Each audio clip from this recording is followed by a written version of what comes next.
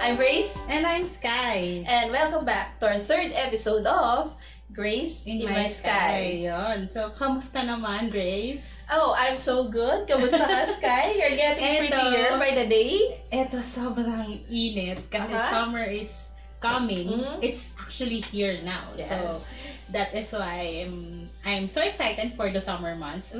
Kasi uuwi ako sa amin sa Iloilo. Tapos may mga dinala pala ako. We are going to show you 7 books that you can read this Holy Week. So, hindi lang naman basahin ito lahat. But these are our suggested reads for you this Holy Week.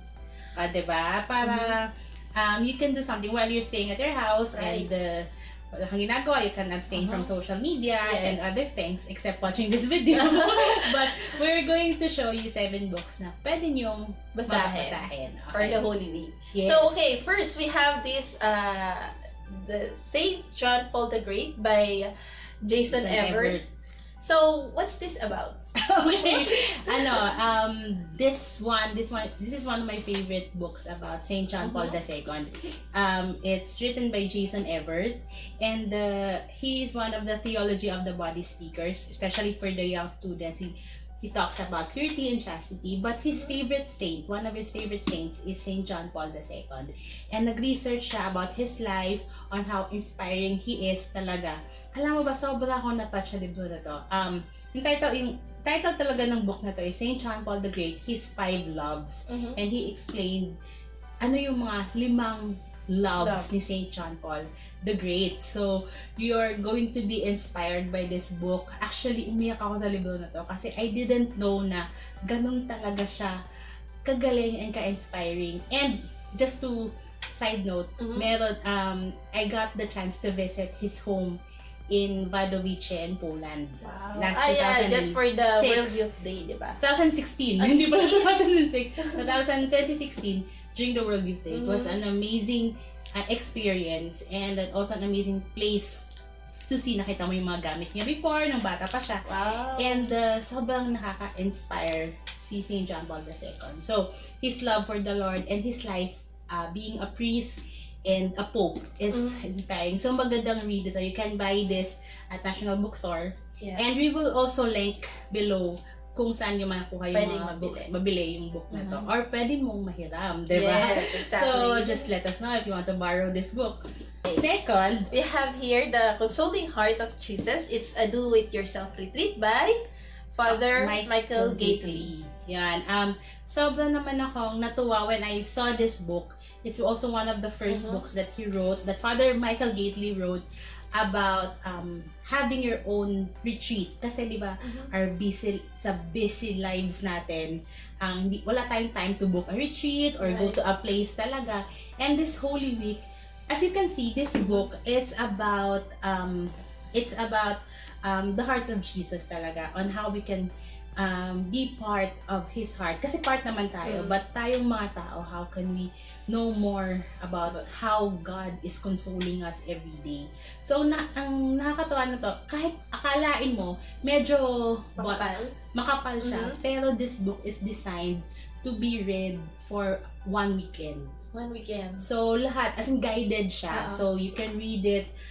Meron siya, you can read it on you can start on the Friday, may reflection, then you can also do some guides, and then, yun, you read it again. Basta design siya to read for the whole weekend. So, sobrang ganda niya. You can also get this book here in the Philippines, sa bahay ng mga Marian Fathers. So, they call themselves MIC priests, so the Marians of the Immaculate Conception. So we'll also link down below where you can get this book and how you can contact them. Here, the next book is The Broken Way by author Ann Voskamp. Para yan sa mga broken heart. Oh, hindi naman. Really? It's universal love ba to? Hindi lang pang romantic love, syempre. Universal love. But at the same time, this book really tells about how broken we can get. How the things in life na nakaka-inflict ng pain sa atin, and how we can move on. Kasi pala, our brokenness is also a part of our daily lives, Yes. and our brokenness can bring us healing, and our brokenness can lead us to an abundant life. And sobrang natuwa ako sa book na to. This is the third book that I read by Ann Voskamp. And it's very real. And sobrang, you can find the little things in life can also lead to your healing. So basically, it's how your brokenness can be a blessing. Yes. Yeah. Not only to yourself, but to other people as well. This one, yung cover niya plain, but the title is The Case for Jesus. Actually, may cover yan. Meron yan. Pero, medyo mahirap kasi siya basahin with that cover, so tinanggal ko siya. Ang title niya, it's The Case for Jesus. If you want to know more about Christ and the early church, this is a good read. It's by Brant, Pitre, or Brant Pitre. So this book, it talks about the history or the case of the writers of the four Gospels. So it talks about Matthew, Luke, Mark, and John. So if the four Gospels are written by themselves, the apostles talaga silang apat, or written by just anonymous. Kasi ang daming mga theories who wrote the four Gospels. So this book talks about it, and also somehow proves kung sino yung nagsulat talaga. So ang ganda kasi it traces the history who are the apostles of these apostles, mga ganon, and paano sinulat yung apat na Gospels na yun. Get to know more about the story or the early history of our Catholic Church, diba? Wow. So, very siya, no? Interesting basahin. Okay, our next book. Alright, so after The Case for Jesus, we have two books. This is from one of our favorites talaga. She's a Filipina author, and she is called Ilsa Reyes. Yan, nakasama natin siya on one of our episodes.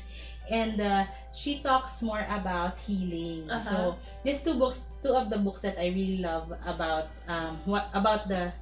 a lot of books that she wrote. So one is The Healing Through the Sacrament of Reconciliation, and The Healing Through Our Eucharistic Lord. So this book talks about confession, about that sacrament, how important it is, especially this Holy Week. Sana makapag-confess tayo, and we can also kasi it's also timely to have that moment with the Lord, to confess your sins, and to have that moment of reconciliation and to be forgiven. Sobrang timely siya this Holy Week, especially pagdating ng Easter, di ba, na parang you're so free, and then you're also resurrected. So there's a lot of peace, and of course healing talaga, especially if you're undergoing something. It's also nice to go to a priest and talk about it and confess your sins, or if you have done anything, or just kahit may brokenness ka lang naman in life. So it's also nice. So read this book. This is one big book, and this one, it's about the healing through our Eucharistic Lord. So it's all about how we can have experienced healing through attending the Holy Mass. Also, please take time as well to go to church, especially this time, especially during the Saturday vigil, the Easter vigil, kasi that's sobrang ganda talaga. The Mass there is sobrang ganda, na ma-experience mo yung the darkness, and then how God is bringing it all to light. Yan.